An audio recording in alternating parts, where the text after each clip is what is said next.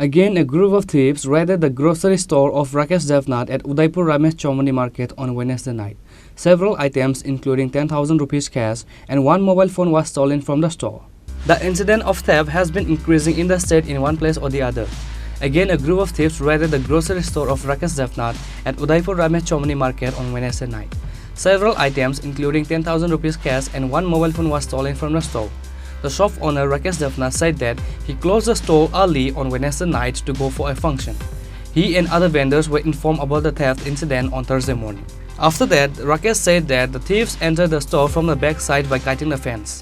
গতকালকে রাতে আমি তো কালকে তাড়াতাড়ি একটা নিমন্ত্রণ ছিল, তাড়াতাড়ি গেছি গা, যাওয়ার পরে দোকানপত্র হয়ে গেছি গা। সকালবেলা দোকান খুলে দেখি যে ক্যাশ বাক্স ভাঙা রয়েছে, এখানে তালার জায়গা তালা রয়েছে, ক্যাশ বাক্স ভাঙা, টাকা পয়সা আসলো, তারপরে ঠান্ডা নিচে, সিগারেট নিচে, ঠান্ডা খাইছে, খাইয়ে অর্ধেক নিচে, তারপরে সিম টিম, এরপরে একটা জিও কোম্পানির মোবাইল রয়ে গেছে গা। কি মোবাইল এটা? এটা জিও কোম্পানি থেকে দিছিল আর কি। থানাতে জানাইবেন? না, থানা এখন ফোন করবো থানাতে। আচ্ছা, কোন দিক থেকে চুরিটা হয়েছে? পেছন দিকে চুরি হয়েছে, ওই পাশের ঘর ভাঙ্গিয়া এরপরে আমার এখানে দিচ্ছে।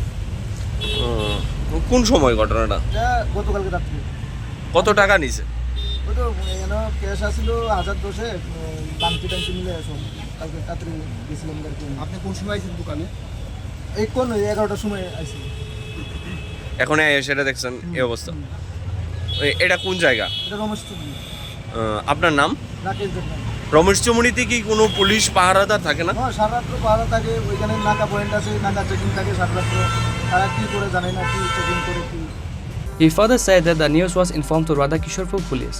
However, the time will tell whether the police will able to arrest the thieves. Reported by Rajiv from Udaipur, Chini, Khorang.